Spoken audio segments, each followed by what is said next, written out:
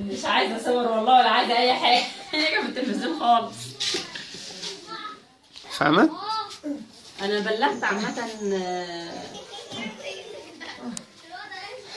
كنت واحده ما بين الناس اول امبارح الساعه 8:30. الوضع عندنا هنا السقف وقع. الناس يعني معرشها بعروق وسبايت. النطره جت نزلت السقف ونزلت السبايت. لو جت بقى بالليل واحنا نايمين تحت منها مش كنا زماننا تحت الامطار. في كام بيت؟ كذا بيت.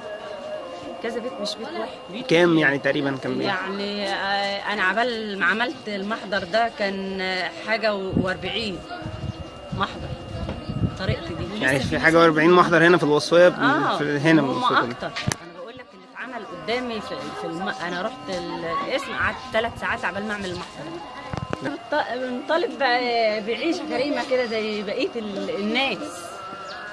يعني يتوفر لينا صرف صحي ما اتعملش. بتعملوا فيه بقاله سنه ما اتعملش. كل ما اروح اقاسف في المجلس يقولوا لنا بكره. الميه ما بنشوفهاش غير 3 ايام في البلد. وبعدين الشتاء لسه داخله هجمه اكتر من كده. لو رحت اتكلم يقول يا سلام ما فيش اي مشاكل.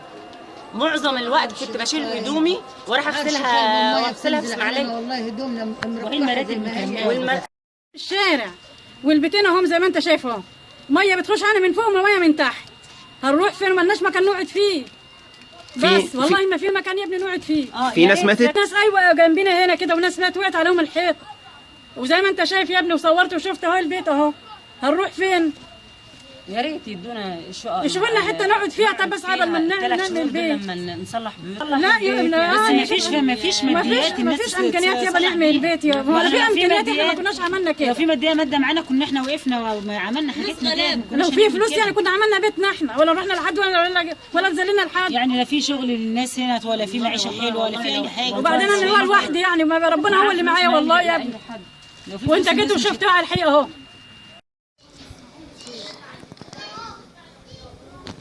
احنا بقالنا يومين واحنا بره مش عارفين ننام اصلا. قاعدين في الشارع. يعتبر احنا قاعدين في الشارع. احنا واعيين بسبب شويه مطر. بسبب شويه مطر. امال ما تيجي حبه تانية بقى نروح فين؟ ولا راجل هنا ولا حاجه يعني و3 عيال.